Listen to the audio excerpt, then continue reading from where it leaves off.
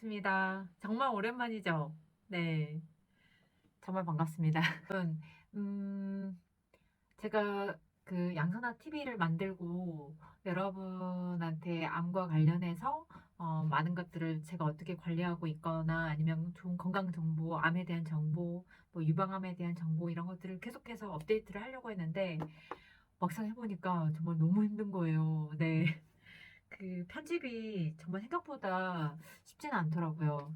제가 좀 경제적 여유가 있다면 누군가한테 편집을 맡기고 그렇게 하고 싶을 정도로 좀 편집이 어려워서 그래서 중도에 좀 그만뒀었는데요.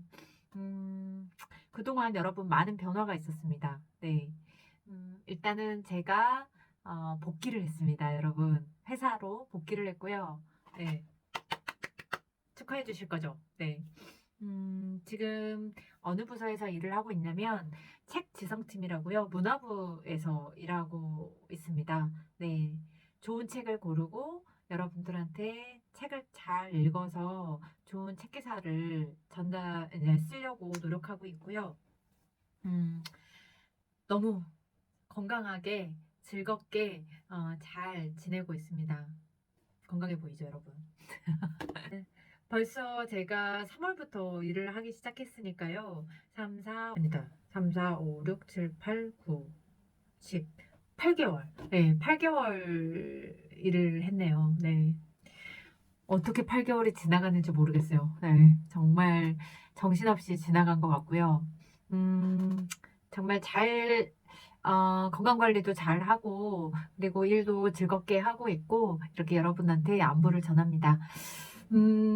왜 다시 이렇게 영상으로 찾아왔냐? 음, 제가 책 기사를 열심히 쓰는데요. 정말 여러분 책 안 읽으시죠? 책 안 읽으시죠? 책 읽으시나요? 네. 책을 저는 저한테 제가 그 끝장난 줄 알았는데 인생은 계속됐다라는 책에서 쓰기도 했지만 제가 좋아하는 게 사람, 책, 걷기 이 세 가지거든요. 사람, 책, 걷기는 내가 평생 가지고 가야 되겠다 이렇게 생각을 했는데 책만큼 좋은 게 없어요.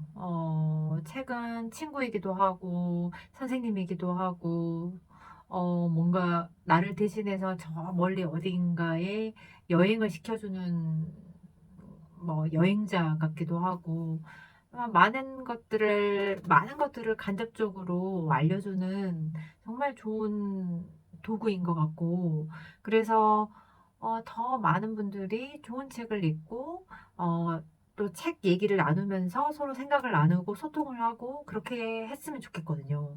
그래서 열심히 제가 책 기사를 쓰고 있는데 책 기사도 책을 안 읽기 때문에 책 기사도 많은 분들이 관심이 없더라고요. 그래서 어떻게 하면 좀 더 이 좋은 책들을 잘 알릴 수 있을까 이렇게 고민을 하다가 이렇게 영상을 해볼까? 이런 생각을 하게 된 거예요. 그래서 이렇게 시작을 하게 됐고요. 그냥 일단 해보자. 뭐라도 한번 해보자. 이런 생각이 들었습니다. 여러분들이 어느 정도나 호응을 보이실지는 모르겠지만, 일단은, 한번 해보려고요. 네. 여러분, 하여튼. 그래서 오늘 여러분들한테 소개해 드리고 싶은, 책은, 그리고 이제 제 코너 제목은 양선아의 암이었잖아요. 양선아의 북앤3으로 하려고요. 북앤3. 어, 책을 읽고 삶에 대해서 얘기를 나누는 그런 코너라고 생각을 하시면 되겠고요. 오늘 처음으로 첫 코너로 생각을 한 책은 지금 2023년 10월 28일이거든요. 10월 29일 여러분 어떤 일들이 있었는지 작년에 어떤 일이 있었는지 여러분 잘 아시죠? 네. 이태원에서 할로윈 축제를 즐기기 위해서 갔던 수많은 청년들이 거기에서 인파 관리가 잘 되지 않아서 압사 사고가 났었죠. 정말 대한민국 최고의 사건이었고 159명이나 숨졌습니다. 그리고 300명이 다쳤고요. 그랬는데 1년이 지난 지금까지도 사실 그 누구도 정부의 그 누구도 음, 잘못했다. 어, 잘못했다는 사과 한마디 제대로 하지 않고 그 누구의 정부의 누구도 책임지지 않은 그런 1년을 보내고 지금 내일 이제 이렇게 이태원 참사 1주기를 맞는데요. 이태원 참사 1주기를 맞이해서 생존자와 그리고 생존자 그다음에 또 그 유가족들이 쓴 책들이 좀 나왔고 그리고 정부가 없었던 그 이태원 참사에 정부가 없었던 것들 우리가 뭘 놓쳤는지 이런 것들을 분석한 책 이렇게 나왔거든요. 그래서 3권이나 돼요. 근데 꼭 소개를 하고 싶어요, 여러분. 네. 이 책이 생존자인 김초롱 씨가 쓴 제가 참사 생존자인가요? 라는 책이고요. 이태원 참사 생존자 김초롱이 건너온 319일의 시간들이라는 부제를 달고 있고 여러분 이렇게 되어 있는데요. 이 책은요, 여러분 대한민국 시민이라면 좀 읽어봤으면 좋겠어요. 네.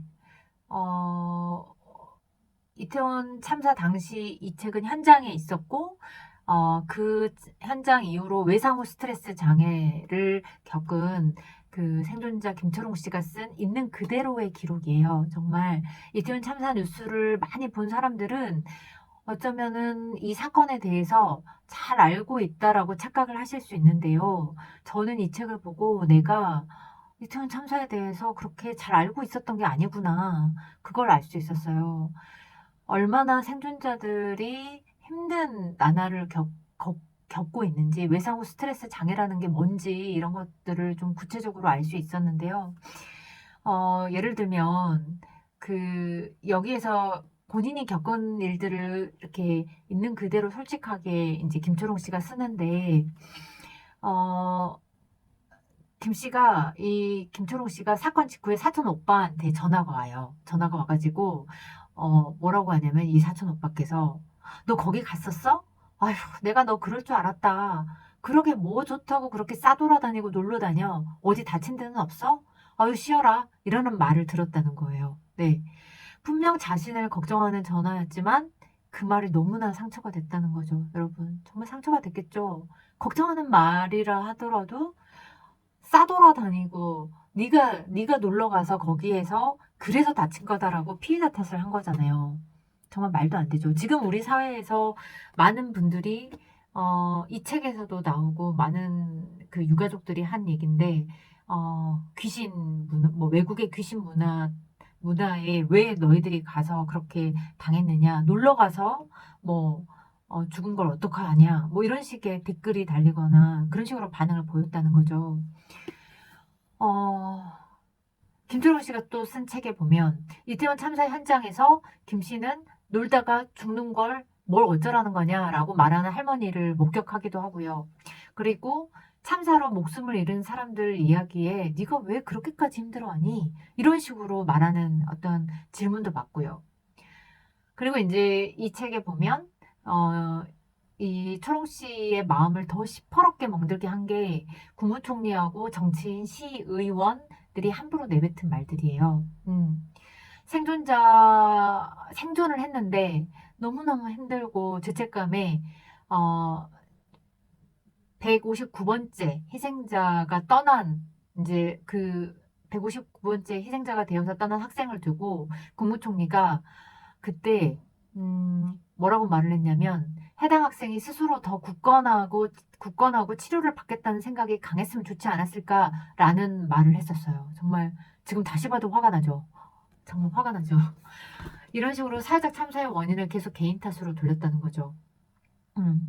그리고 국가적 비극을 이용한 참사 영업을 하려는 건 아닌지 우려된다. 자식 팔아서 장사한다는 소리가 나온다. 나라 구하다가 죽었느냐. 이런 막말을 국민을 위해서 정치한다는 정치인들이 했다니까요. 여러분. 말이 돼요. 이렇게 이 생존자의 입장에서 자기가 어떻게 얼마나 힘들었는지 정신과 치료도 받고 상담도 하고 뭐 모든 것들이 정말 무너질 것만 같은 일상을 산 분이시거든요. 정말 적나라하게 자기가 어떤 일들을 겪었는지를 썼는데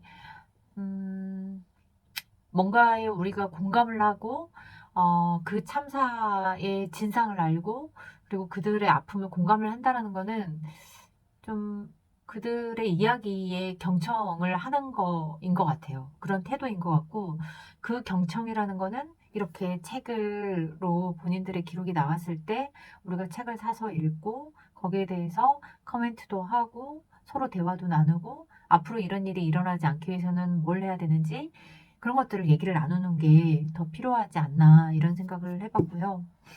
그리고 이 책에서는 막 이렇게 힘든 얘기만 나오는 건 아니고 정말 이제 정신과 상담이라는 게 뭔지 아니면 상담이라는 게 뭔지 이런 것들을 좀 알 수가 있어요. 자기가 본인이 어떤 경험을 그 상담사나 의사를 만나서 어떤 이야기를 물어봤고 의사의 피드백이 어땠고 이런 것들이 나오거든요. 예를 들면은 이제 이 김초롱 씨가 굉장히 죄책감에 시달려요. 뭔가 거기를 가지 말았어야 됐다. 내가 괜히 거기를 가서 사람들이 그렇게 얘기를 하니까 자꾸 왜 놀러 갔냐고 얘기를 하니까 본인도 내가 거기를 가지 말았어야 된다. 막 이런 얘기를 하거든요. 근데 여기에서 상담사 선생님이 뭐라고 얘기를 하냐면 그렇게 얘기를 해요. 굉장히 상담이라는 게, 그러니까 좋은 상담사를 만난다라는 게 얼마나 중요한지 이런 것들도 알 수가 있거든요. 그래요. 선생님, 아무래도 그날 거기를 가지 말았어야 했어요. 너무 후회돼요. 이렇게 하니까 그 이어진 상담사의 대답은 내게 첫 치료의 문을 열어주었다. 아니에요. 그날 거기를 가지 말았어야 하는 게 아니라 어디를 가도 안전하게 돌아갈 수 있도록 지켜주는 것이 맞아요. 놀다가 참사를 당한 게 아니라 일상을 살다가 참사를 당한 겁니다. 이렇게 얘기를 하거든요. 처음에 이분이 상담을 하기까지도 굉장히 어려워요. 굉장히 어려운데 좋은 상담사를 만나서 이 본인이 잘못한 게 아니다라는 이 이야기를 듣고 상담을 받아봐야 되겠다라는 결심을 하고 상담을 받아가는 과정들이 쭉 그려지거든요. 근데 159명의 유가족이 있을 것이고 그리고 300명의 생존자와 부상자들이 있으실 텐데 그분들이 자기가 이태원 참사의 어떤 참사 현장에 있었고 여러 가지 힘듦에도 불구하고 그것들을 어떻게 치료해야 될지 모르는 분들도 있을 것 같아요. 근데 이 책은 그런 분들한테도 굉장히 도움이 될 것 같고 또